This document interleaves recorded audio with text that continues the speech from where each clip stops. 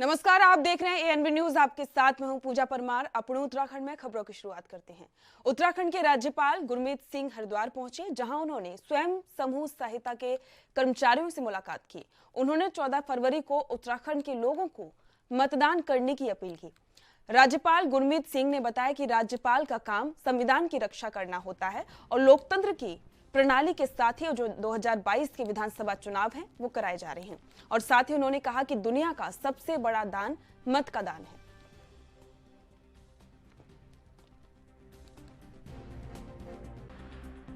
भारत में और गवर्नर होने के नाते तीन बातें हैं। सबसे पहला टू अपहोल्ड द कॉन्स्टिट्यूशन, दूसरा हमारे डेमोक्रेसी प्रोसेस यानी कि हमारे लोकतंत्र की प्रणाली, और तीसरा गवर्नर की डिग्निटी। और उस पॉइंट से और ये जो आपने सवाल किया है, सबसे बड़ा जो दान होता है वो होता है मतदान।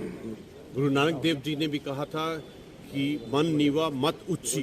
तो ये जो मत शब्द है उसका दान देना एक बहुत इंपॉर्टेंट जिम्मेवारी है हर एक नागरिक की। और ये जो शब्द है मताधिकार, उस मत का अधिकार, ये बहुत इंपॉर्टेंट है। हम सबको मिलकर हर एक व्यक्ति को जो वोटर है उसको आगे बढ़कर इसमें पार्टिसिपेट लेना चाहिए, ताकि हमारा लोकतंत्र की प्रणाली और हमारा देश और भी खुशहाली, समृद्धि और प्रगति करे। धन्यवाद।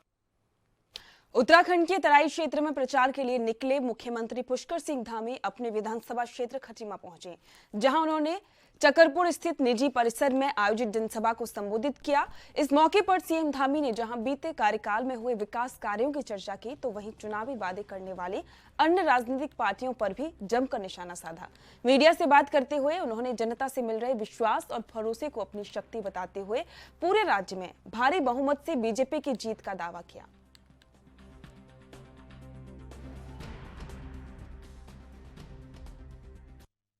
देखिए, इस क्षेत्र की महान जनता ने मुझे हमेशा ही समर्थन किया है, हमेशा आशीर्वाद दिया है, और इस बार भी मैं देख रहा हूं कि जगह जगह पर पहले से भी ज़्यादा समर्थन इस बार दे रहे हैं, पहले से ज़्यादा आशीर्वाद दे रहे हैं। मैं आश्वस्त हूं कि इस बार बड़ी जीत यहां से होने वाली है। विपक्ष पूरी तरीके से बौखलाई गई है।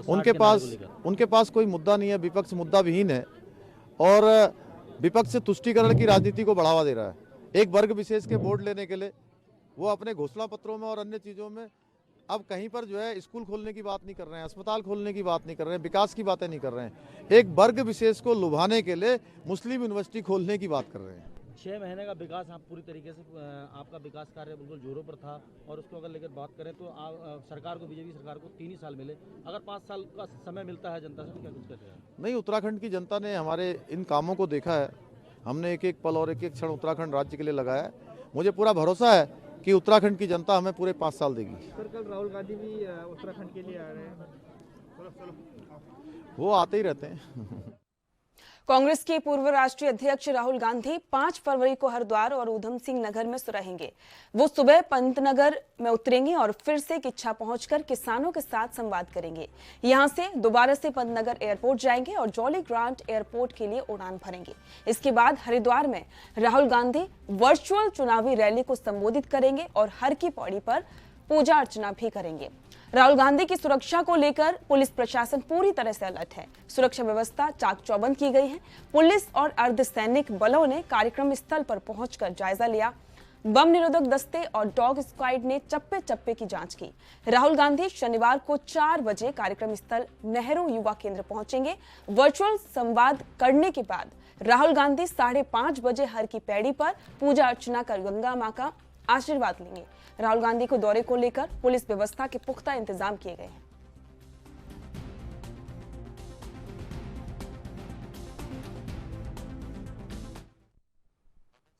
आगामी 2022 चुनाव को लेकर सभी राजनीतिक पार्टियों ने अपना प्रचार तेज कर दिया है। रानीपुर विधानसभा से कांग्रेस के प्रत्याशी Rajveer Chauhan door to door जाकर लोगों से जनसंपर्क कर रहे हैं।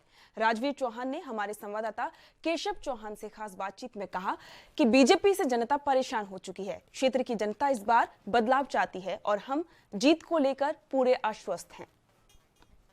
आगामी 2022 विधानसभा चुनाव का बिगुल बजने के बाद सभी राजनीतिक पार्टियां अपना दमखम दिखा रही हैं।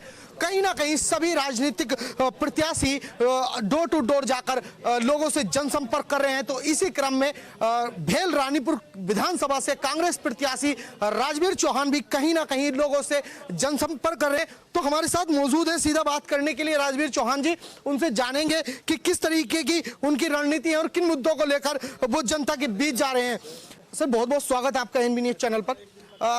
जिस तरह से डोर टू डोर जाकर आप जनसंपर्क कर रहे हैं, तो कितना लोगों का आपको प्यार मिल रहा है? देखिए, ये प्यार लोगों का जबरदस्त और भरपूर तरीके से जो मुझे मिल रहा है, उसके पीछे एक कहानी भी है। जो भाजपा की वर्तमान सरकार है या स्थानीय विधायक हैं, उससे पूरी तरह से त्रस्त आ चुकी है जनता। और त्रस्त इसलिए आ चुकी, ना तो क्षेत्र में कोई विकास का कार्य है, चाहे सड़क की बात हो, नाली की बात हो, पानी की निकासी की बात हो, पेयजल की बात हो, और सबसे मुख्य सीवर लाइन की बात है। जो नई कॉलोनियाँ, कहीं पर भी कोई सीवर लाइन नहीं है। झूठे वादे 10 साल से करते चले आ रहे हैं स्थानीय विधायक, लेकिन एक भी काम करके उन्होंने नहीं दिया। हमें नहीं पता वो निधि भी कहाँ जाती है, वो कहीं प्राइवेट कॉलोनियों में लगती है जहाँ मकान भी नहीं है, या कहाँ लगती है, ये किसी को समझ में नहीं आ रहा। दूसरा, बेरोजगारी जिस तरह से चरम सीमा पर बढ़ी है, और जो कांग्रेस के द्वारा रोजगार के साधन सर्जित किए गए थे, उन सबको समाप्त करने का जो भाजपा सरकार ने काम किया है, और स्थानीय विधायक ने कहीं भी उन चीज़ों का विरोध नहीं किया। इन चीज़ों को लेकर, और इन चीज़ों के साथ साथ जो महंगाई चरम सीमा पर है, आज ये डबल मार जो आम इंसान पर पड़ी है, इस डबल मार से, और ये जो विकास कार्य नहीं हो पा रहे, इन सब बिंदुओं के लिए जो समाधान की सोच रखता है वो है कांग्रेस पार्टी। और कांग्रेस पार्टी एक विचारधारा है, आम जन की विचारधारा है, आम जन को साथ लेकर चलने वाली विचारधारा है, और वो सबके भले की बात करती है, सबकी तरक्की की बात करती है। और किन किन मुद्दों को लेकर आप जनता के बीच जा रहे हैं? देखिए, मैंने बताया, सबसे पहले आज युवा जब जवान होता है तो पढ़ लिख कर तैयार होता है, और उसके माँ बाप और वो रोजगार के बारे में सोचते हैं। सबसे पहले युवाओं को रोजगार चाहिए, और कांग्रेस के द्वारा बहुत संसाधन पैदा किए गए थे रोजगार के लिए, जो भाजपा के द्वारा समाप्त करने का काम किया गया। दूसरा, क्षेत्र में विकास के कार्य कहीं नज़र नहीं आ रहे। हमें नहीं पता कि स्थानीय विधायक ने क्या किया है, क्या नहीं किया, कहाँ वो निधि लगाई है, चाहे, और निधि नहीं, और भी बहुत योजनाएं सरकार की होती हैं जो क्षेत्र में काम हो सकते हैं, लेकिन उन पर कहीं धरातल पर नजर। तो ये थे हमारे साथ कांग्रेस प्रत्याशी राजवीर चौहान। अपने सहयोगी कैमरामैन के साथ मैं केशव चौहान, एएनबी न्यूज, हरिद्वार। उत्तराखंड में चुनावी बिगुल बज चुका है। प्रदेश की सभी विधानसभा सीटों पर राजनीतिक दलों के प्रत्याशियों द्वारा मतदाताओं को अपने पक्ष में करने के लिए हर संभव प्रयास किए जा रहे हैं। उधम सिंह नगर जिले में किच्छा विधानसभा क्षेत्र का एक गांव पूरे प्रदेश में चर्चा का विषय बना हुआ है। किच्छा विधानसभा अंतर्गत ग्राम शांतिपुरी में ग्रामीणों द्वारा घर के बाहर लगाए गए पोस्टर चर्चा का विषय बने हुए हैं। किच्छा विधानसभा के शांतिपुर में ग्रामीणों ने बीजेपी प्रत्याशी और उनके समर्थकों का बीजेपी के पक्ष में वोट मांगने के लिए घर में प्रवेश करने को प्रतिबंध लगा दिया है। हजारों की आबादी वाले शांतिपुरी गांव में पर्वतीय मूल के अधिकांश मतदाता निवास करते हैं। शांतिपुर में अधिकांश ग्रामीण सैनिक परिवार से जुड़े हुए हैं। विधानसभा चुनाव में किस प्रत्याशी की जीत होगी, ये तो आने वाला समय ही बताएगा, लेकिन शांतिपुरी क्षेत्र में बीजेपी के विरोध में चल रही लहर पूरे विधानसभा क्षेत्र में चर्चा का विषय है।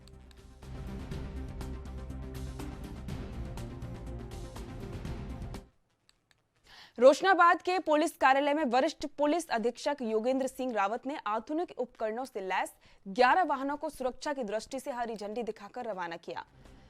एसएसपी योगेंद्र सिंह रावत ने जानकारी देते हुए बताया कि बदलते परिवेश में आधुनिक उपकरणों की जरूरतें भी हर जगह पड़ने लगी हैं। इसी कड़ी में आज 11 स्कॉर्पियो, जिनमें से 7 पेट्रोल यूनिट, 3 हाईवे यूनिट और 1 ट्रैफिक कंट्रोल यूनिट के लिए वाहन रवाना किए गए हैं। उन्होंने आगे कहा कि वाहन फर्स्ट रिस्पॉन्डर की भूमिका निर्वाह करेंगे और जिसके तहत कहीं भी कोई दुर्घटना और कोई क्राइम होता है तो ये वाहन सबसे पहले उसी स्थान पर पहुंचेंगे और पीड़ित व्यक्ति की हर संभव मदद करेंगे।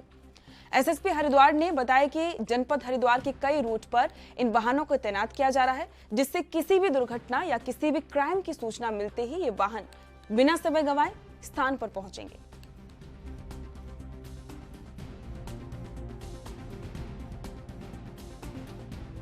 जैसा कि आप जानते हैं कि बदलते हुए परिवेश में पुलिस के आधुनिकीकरण की भी लगातार आवश्यकता महसूस की जाती रही है। तो इसी दृष्टिकोण से आज यहाँ पर हमने 11 जो स्कॉर्पियो व्हीकल्स हैं ये हमने यहाँ से आज फ्लैग ऑफ किए हैं, जिनमें से हमारी 7 पेट्रोल कार हैं, 3 हाईवे हैं और एक हमारी ट्रैफिक जो कंट्रोल की गाड़ी है वो है। तो टोटल ये 11 गाड़ियाँ आज रवाना हुई हैं। ये जनपद के विभिन्न रूट्स पे लगातार गश्त वगैरह करेंगी और एज ए फर्स्ट रिस्पॉन्डर कभी भी कहीं कोई दुर्घटना होती है या कोई क्राइम होता है तो उसमें सबसे पहले पहुंचने वालों में ये गाड़ियां होंगी और एक फर्स्ट रिस्पॉन्डर की भूमिका अदा करेंगे ताकि जनता को या किसी भी तकलीफ वाले आदमी को त्वरित उसको सहायता मिल सके। मैंने कहा ना, इनके 2-3 भूमिकाएं होंगी। एक तो जैसे हाईवे में रहेंगे तो क्राइम कंट्रोल, जो अपराध है उस पर नियंत्रण, और किसी भी अपराध के घटित होने पर पहले सबसे वहाँ पर पहुँचने वाली में होंगी। और दूसरा, यदि कोई दुर्घटना हो जाती है, तो सड़क में दुर्घटना हो जाती है, किसी भी प्रकार की कोई दुर्घटना होती है तो वहाँ पर सबसे पहले पहुँच। टिहरी गढ़वाल में किसी भी अप्रिय घटना और जाम लगने की स्थिति में मदद पहुंचाने के लिए पुलिस ने एक और कदम उठाया है। पुलिस मुख्यालय की ओर से जनपद टिहरी गढ़वाल को 4 स्कॉर्पियो वाहन उपलब्ध कराए गए हैं, जो हाईवे पेट्रोलियम यूनिट और हाईवे ट्रैफिक पेट्रोलियम यूनिट को दिए गए हैं। चारों वाहन जनपद टिहरी के अलग अलग क्षेत्रों में खड़े किए जाएंगे, जो किसी भी घटना घटने और ट्रैफिक जाम की सूचना पर मौके पर पहुंचेंगे। पुलिस कप्तान नवनीत भुल्लर ने सभी वाहनों को हरी झंडी दिखाकर रवाना किया। आपातकालीन स्थिति में लोग 112 नंबर पर कॉल करके भी पेट्रोलियम यूनिट को तत्काल मौके पर बुला सकते हैं। प्रत्येक वाहन में चालक सहित 4 पुलिसकर्मियों की टीम 24 घंटे तैनात रहेगी।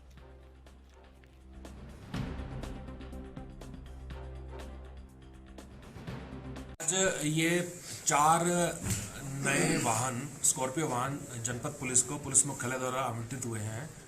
उनको फ्लैग ऑफ करके ड्यूटी के लिए रवाना किया गया है। इसमें हमारी 2 हाईवे पेट्रोल हैं और 2 व्हीकल जो हैं वो हाईवे ट्रैफिक पेट्रोल है।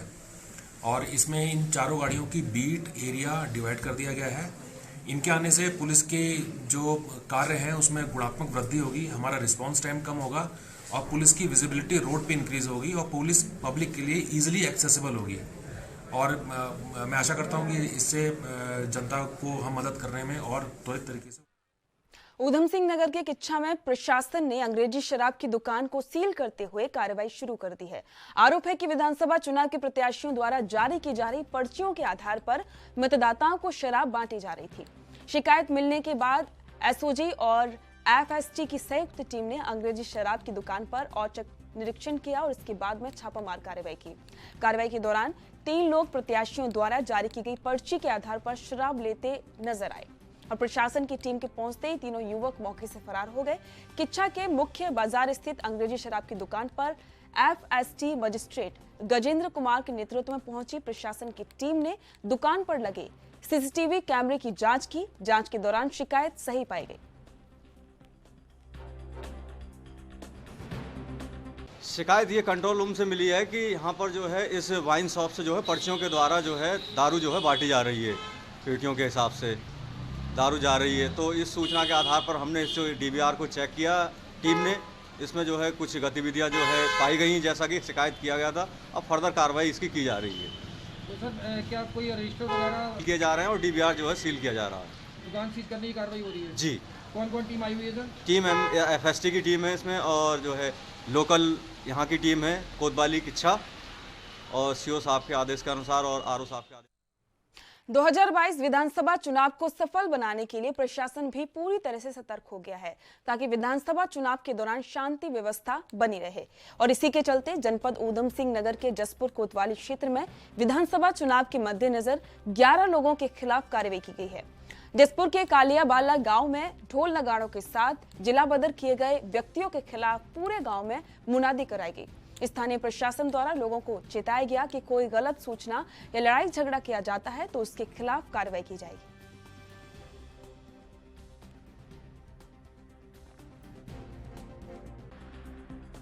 इस लोगों की लिस्ट भेजे की जिला बदर के लिए अभी तक जो है 11 लोग जसपुर थाने से जिला बदर हो चुके हैं और जिसमें से आज कलियावाला में से 4 लोगों का जिला बदर हुए हैं अभी तक और उसी में उनको नोटिस शामिल किया गया है।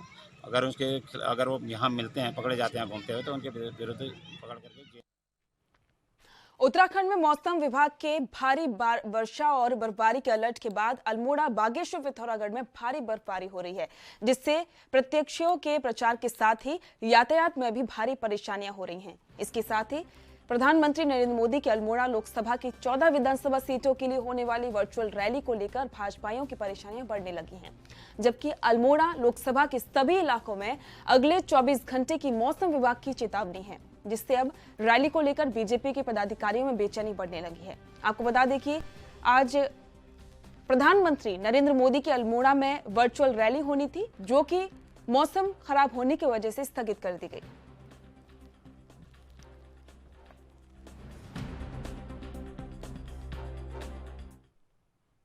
लगातार बारिश और बर्फबारी के कारण पौड़ी के पहाड़ी क्षेत्रों में ग्रामीण मार्ग अवरुद्ध हो गए हैं, जिसको खुलवाने के लिए जिलाधिकारी ने तत्काल आदेश जारी कर दिए। जिलाधिकारी डॉक्टर विजय कुमार जोगदंडे ने बताया कि मुख्य बाजार से जोड़ने वाले मार्गों का संपर्क टूट गया है। उन्होंने बताया कि अत्यधिक बारिश और बर्फबारी के कारण ये मार्ग बाधित हो गए हैं, जिनको खुलवाने के लिए लगातार जेसीबी मशीनों का सहारा लिया जा रहा है। उन्होंने कहा कि लगातार हो रही बारिश और बर्फबारी के कारण मार्ग खुलवाने में भी दिक्कतों का सामना करना पड़ रहा है। उन्होंने आमजन से भी अपील की कि वे बर्फबारी को देखते हुए घर से बाहर ना निकलें, ताकि परेशानियां ना बढ़ें।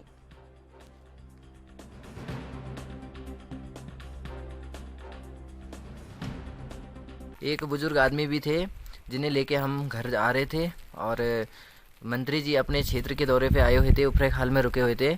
और जैसे ही सुबह मंत्री जी को पता चला, मंत्री जी ने अपने गनर विनोद बिष्ट जी को तुरंत वहाँ पे भेजा, और हमारे साथ जो बुजुर्ग रावत जी रिक्साल के थे, उनको लेकर के वो सुरक्षित स्थान पर उपरेख हाल लेकर पहुँचे। हमारे जनपद में कल और आज जो है काफ़ी भारी मात्रा में बर्फबारी हुआ है। ऐसा 2-3 रोड जो हमारी हैं प्रमुखता से बाधित हुआ है। त्रिपाली सेन की एक रोड है, बीरोखाल में जो नेशनल हाईवे है वो बाधित हुआ है। सरायखेत मरचुला रोड जो है वो बाधित हुआ है, और थलीसैन में चौरीखाल क्षेत्र में काफ़ी बर्फबारी से रोड बाधित हुआ है। तो वहाँ पर जैसे भी मशीनें वर्तमान में काम कर रही है, और लगभग 1 से 2 घंटा का समय लगने की आशंका है। उस उपरांत जो है रोड खुलने की संभावना को उन्होंने कहा है कि वो खुल जाएगी। इसके अलावा कोट द्वार में आमसोड़ का एक जगह पे लैंडस्लाइड हुआ था पूर्व से, तो वहाँ पर लगातार रोड बाधित होने की समस्या को सामना करना पड़ रहा है जनता को। तो वहाँ पर भी 2 मशीनें लगातार कार्य कर रही है। अगले आधे घंटे के अंदर वो खुलने की संभावना है। अन्य सभी क्षेत्रों में हल्की से मध्यम बारिश हो रही है, और सभी तहसीलों में आपदा कंट्रोल रूम स्थापित कर उसको एक्टिवेट किया। उत्तराखंड के अल्मोड़ा में पिछले 24 घंटे से लगातार बारिश और बर्फबारी से अल्मोड़ा के आसपास के कई हिस्सों में हिमपात हुआ है, जिसमें बिनसर, जागेश्वर, कसार देवी, शीतलाखेत, लमगड़ा सहित अनेक स्थानों में जनजीवन ठप हो गया है।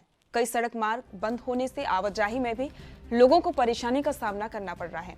मौसम के मद्देनजर जिला प्रशासन ने जनपद को अलर्ट मोड पर रखा है। जिलाधिकारी ने जनपद के सभी स्कूलों को बंद करने के भी निर्देश दिए। हालांकि प्रशासन द्वारा सड़कों पर जेसीबी से मार्गों को खोला जा रहा है।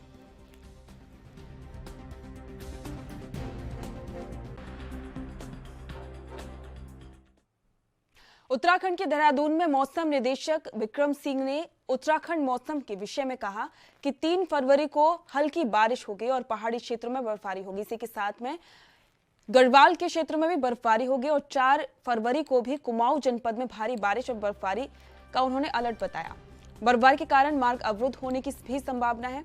नैनीताल, बागेश्वर, पिथौरागढ़ में भारी बर्फबारी होगी, और इसी के साथ में लोग घर से बाहर जरूरत पड़ने पर ही निकलें, ऐसी उन्होंने अपील की।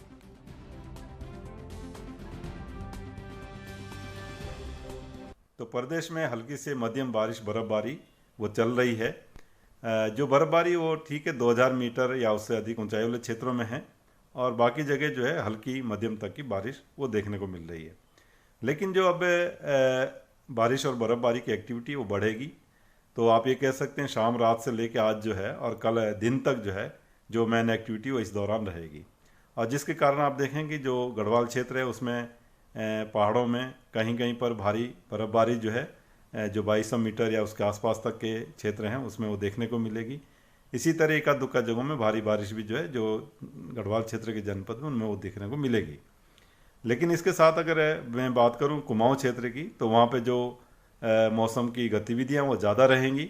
और आप देखेंगे कि जो आज शाम से लेकर कल दिन तक की अगर बात करूँ मैं 4 तारीख के, तो उसमें जो है भारी से बहुत भारी बारिश और बर्फबारी जो है कुछ जगहों में वो आपको जो है कुमाऊं क्षेत्र के जनपदों में देखने को मिलेगी।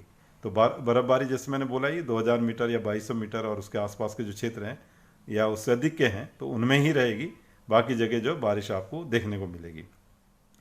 तो भारी बर्फबारी के कारण कहीं तो जो मार्ग है वो अवरुद्ध होने की संभावना बिल्कुल। उत्तराखंड के काशीपुर में एक कंपनी के एचआर प्रबंधक संजीव कुमार ने आईटीआई थाने में तहरीर देकर बताया है कि बीते 30 जनवरी को देर रात लगभग आधा दर्जन बदमाश मऊआखेड़ागंज स्थित बंद पड़ी कंपनी में घुस गए और इस दौरान उन्होंने वहां तैनात गार्ड महावीर सिंह और धनवीर सिंह को बंधक बनाकर एक कमरे में बंद कर दिया, जिसके बाद बदमाशों ने कंपनी के अंदर लगे 2 ट्रांसफार्मरों को नीचे उतारकर उसमें तेल और कॉपर की प्लेटें निकालकर फरार हो गए। पुलिस ने तहरीर में आधार पर अज्ञात बदमाशों के खिलाफ लूट का मुकदमा दर्ज किया है। आईटीआई पुलिस ने वरिष्ठ पुलिस अधीक्षक के निर्देशों में पेगा चौकी बॉर्डर पर चेकिंग के दौरान मुखबिर की सूचना पर 3 लोगों को गिरफ्तार किया है। 31 की रात्रि में कुछ अज्ञात बदमाशों द्वारा मऊआखेड़ा में बंद पड़ी एक सूर्या फैक्ट्री में घुस करके वहां ड्यूटी पर मौजूद 2 गार्डों को बंधक बनाकर उनके साथ मारपीट कर वहां से ट्रांसफार्मर से तेल व कोयल चोरी कर लिया था, जिसके संबंध में उनके द्वारा उनके मैनेजर द्वारा यहाँ शिकायत की गई, जिस संबंध में अभियोग पंजीकृत किया गया था। उसको पता रसी सुराग रसी करते हुए हमारी टीम द्वारा कल रात्रि में करीब 9 बजे ठाकुर द्वारा तिराहा पेगा से जो है 3 लोगों को गिरफ्तार किया गया है, जिनके पास से लूटे गए सामान बरामद हुआ है और उन्होंने जो है अपने अन्य साथी का भी नाम बताया है और जनपद में कई घटनाओं को करना बताया। इनका बैकग्राउंड क्या है सर? ये इनके खिलाफ हमारे जनपद में भी अन्य थानों में केलाखेड़ा में, जसपुर में और अन्य जगह भी मुकदमे पंजीकृत हैं और बिजनौर में, यूपी में कई मुकदमे 8-8, 10-10 मुकदमे इनके ऊपर कायम है, जिस संबंध में हमारे द्वारा जो है इनकी क्रिमिनल हिस्ट्री मंगाई जा रही है।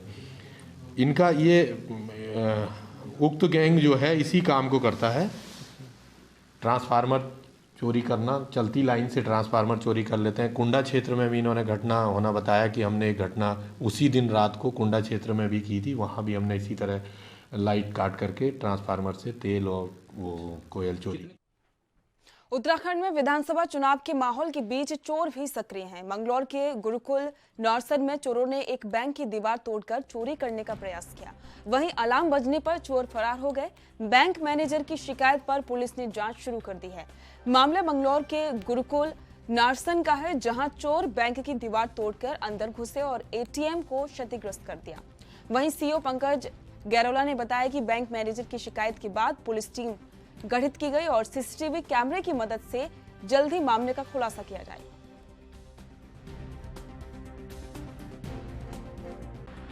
पीएनबी जो मैनेजर है उनके द्वारा सूचना दी गई कि अज्ञात व्यक्तियों द्वारा उनके बैंक में घुसकर उनके एटीएम को काटकर पैसे ले जाने का प्रयास किया गया है, जिसमें एटीएम क्षतिग्रस्त हुआ है।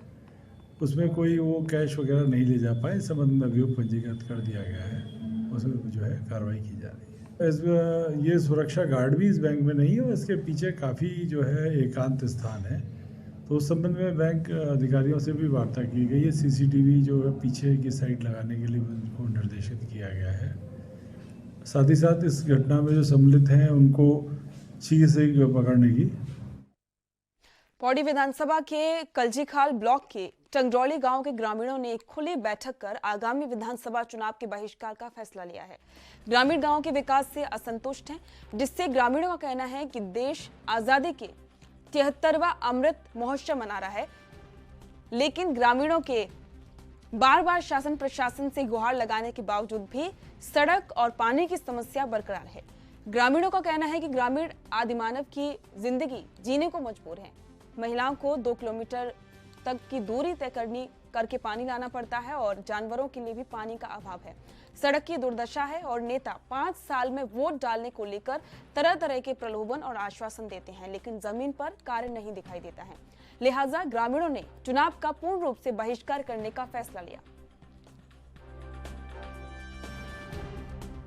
ऐसा है कि देश को आज़ाद हुए 73 साल हो गए, देश आज़ादी का अमृत महोत्सव मना रहा है, लेकिन हमारे गांव में अभी तक आदि मानव के जैसी जिंदगी जी जा रही है। महिलाएं 2-2 किलोमीटर दूर जाकर पानी लाती हैं। जानवरों के लिए पीने के लिए पानी नहीं है। गर्मियों में तो हालत ये हो जाती है कि डिग्गी में ताले लग जाते हैं और प्रत्येक परिवार को 1-1 या 2-2 बर्तन पानी मिलते हैं। तो पानी की बहुत बड़ी समस्या है। कई जनप्रतिनिधियों से पहले भी बातचीत हमारी हुई, लेकिन कोई इस समस्या का हल नहीं निकाल पाया और इलेक्शन के टाइम पर सब आश्वासन देकर चले जाते हैं। दूसरा हमारा सड़क की भी समस्या है। सड़क की हालत जो है वो बहुत बुरी है और हमारा जो टनल की वाली सड़क से जो लिंक करवाने का था वो भी आधार में लटका हुआ है। तो इसलिए इस बार समस्त ग्रामवासियों ने यह निर्णय लिया है कि विधानसभा के चुनाव का पूर्ण रूप से बहिष्कार किया जाए, क्योंकि वोट लेने के समय पर सब लोग आ जाते हैं और तरह तरह के आश्वासन देते हैं, लेकिन जमीन पर काम कोई करता नहीं। आज हमारी ग्राम सभा द्वारा आगामी चुनाव 2022 विधानसभा चुनावों का पूर्ण रूप से विरोध किया गया है, क्योंकि काफ़ी समय से हमारी इस ग्राम में एक समस्या चली आ रही थी, पानी की समस्या और एक सड़क की समस्या, जो कि हमारे द्वारा कितने विज्ञापन दिए गए, कितने भी आंदोलन किए गए, उसके द्वारा भी अभी तक उसका हल नहीं हो पाया, जिस कारण हमने और हमारी ग्राम सभा ने यह फैसला लिया है कि इस समय आगामी चुनाव में हम मतदान देने नहीं जाएंगे। धन्यवाद। आज हमारी और इसी के साथ अपने उत्तराखंड में फिलहाल इतना ही। देखते रहिए ANB न्यूज़। नमस्कार।